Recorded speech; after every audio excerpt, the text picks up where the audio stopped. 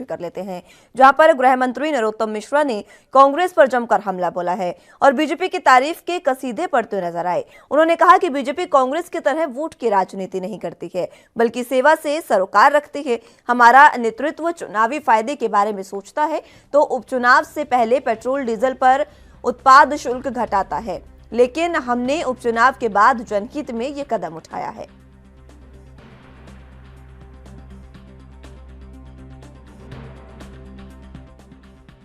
देखिए मित्र, मैं petrol diesel के दामों के बारे में एक बात कहूं कि ये हमारी कार्य पद्धति को भी उजागर करता है। ये पेट्रोल के दाम चुनाव के पहले भी घटाए जा सकते थे, उपचुनाव के पहले, लेकिन हमने मध्य प्रदेश में जीतने के बाद कम किया। मतलब हम सेवा से सरोकार रखते हैं, राजनीति से नहीं। भारतीय जनता पार्टी का पहला उद्देश्य सेवा करना है और इसलिए चुनाव के बाद हमने दाम घटाए। माननीय प्रधानमंत्री जी ने दाम घटाए, चुनाव के बाद घटाए। यह स्पष्ट रूप से संकेत है कि वोटों की राजनीति को ध्यान में रख के भारतीय जनता पार्टी कभी राजनीति नहीं करती और कांग्रेस सिर्फ और सिर्फ वोटों की राजनीति करती। मैं अभी तक नहीं समझ पाया कि भाई दूज पे अगर भाई को टीका करते हुए तस्वीर आती तो क्या दिक्कत थी। जरूरी है कि हमारी भावनाओं को उद्वेलित करने वाली तस्वीर डालें। हम भाई दूज की जो परंपरा है उसकी तस्वीर डाल देते हैं। आप अच्छे भाई बहन हैं, संस्कारित भाई बहन होंगे। आप एक भी त्योहार देख लो, आप कहीं लक्ष्मी पूजन का चित्र दिखा आपको पूरी दिवाली पर गांधी परिवार का? टीका करते हुए कोई चित्र दिखा आपको इनका गांधी परिवार का?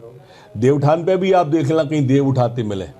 वैसे दत्तात्रेय हिंदू हैं, वैसे जनेऊधारी हैं, वैसे कश्मीरी हैं। ये सिर्फ चुनाव पे ही होते हैं जो कुछ होते हैं, लेकिन हमारे तीज त्योहारों, भारतीय संस्कृति और हमारे भावनाओं को ध्यान कभी नहीं रखा गया। तो इसी पर जरा जानकारी के लिए मध्य प्रदेश से संवाददाता विजय तिवारी हमारे साथ जुड़े हुए हैं। विजय, फिलहाल जिस तरीके से गृह मंत्री नरोत्तम मिश्रा ने ये अपनी बातें कही है और कांग्रेस पर निशाना साधते हुए कांग्रेस की कार्य पद्धति पर तो सवाल उठाए हैं, लेकिन बीजेपी के लिए पूरी तारीफ कर दी है। जी, रविवार को भोपाल में मीडिया से बात करते हुए मध्य प्रदेश के गृह मंत्री डॉक्टर नरोत्तम मिश्रा के द्वारा बोला गया कि भाजपा वोट बैंक की राजनीति नहीं करती, भाजपा सेवा से सरोकार रखती है। वहीं कांग्रेस पर भी उन्होंने हमला बोला और बोला कि कांग्रेस सिर्फ वोट बैंक की राजनीति करती है। अगर देखा जाए उपचुनाव को लेकर भी गृह मंत्री ने बोला कि उपचुनाव के दौरान डीजल पेट्रोल के रेट महंगे थे, बावजूद इसके जनता ने उन्हें जिताया और जब वो जीत गए, चुनाव का परिणाम आ गया, इसके बाद जाकर वह डीजल पेट्रोल का रेट घटा है। वहीं लगातार गृह मंत्री के द्वारा कांग्रेस पर हमला बोला गया और गृह मंत्री के द्वारा कांग्रेस की महासचिव प्रियंका गांधी वाड्रा पर भी निशाना साधा गया। उनके द्वारा बोला गया कि प्रियंका गांधी के द्वारा एक ट्वीट किया गया है जिसमें भाई दूज की उन्होंने बधाई दी है और वह राहुल गांधी के गले में हाथ डाले हुए दिखाई दे रही है। अगर यही फोटो वह ट्वीट करती और माथे पर तिलक लगाते हुए दिखाई देती, तब जाकर कहीं हिंदू धार्मिक त्योहारों का वह सम्मान करती।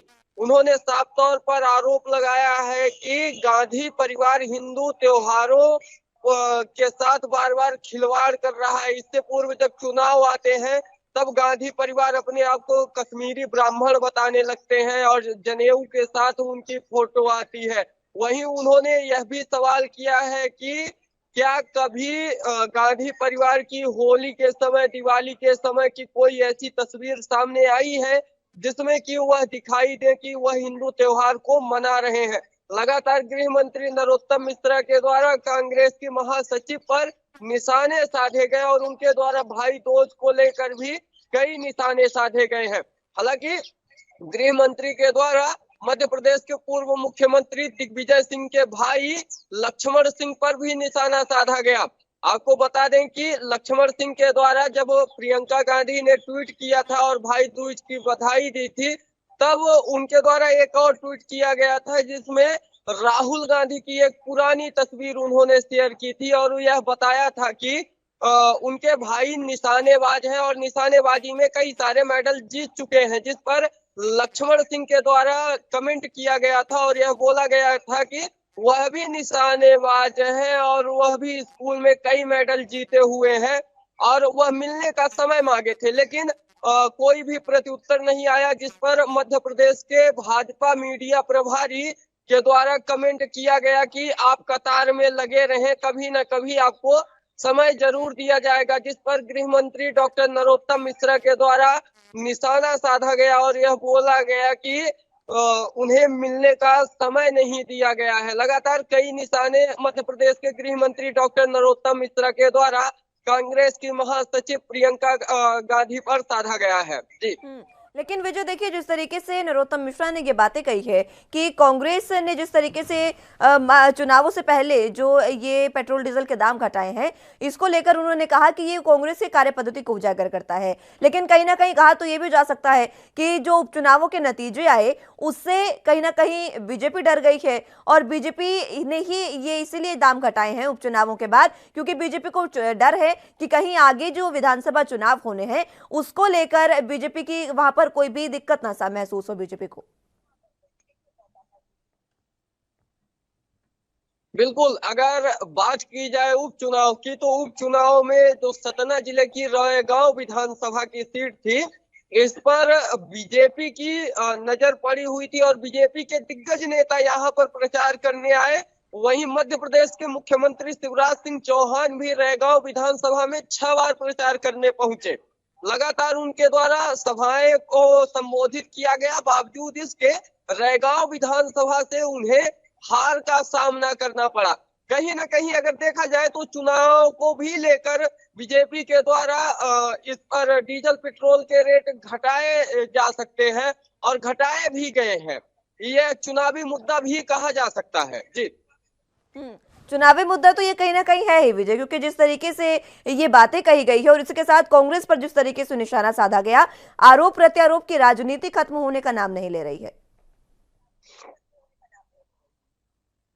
जी, मध्य प्रदेश में लगातार पक्ष और विपक्ष एक दूसरे पर आरोप और प्रत्यारोप कर रहे हैं।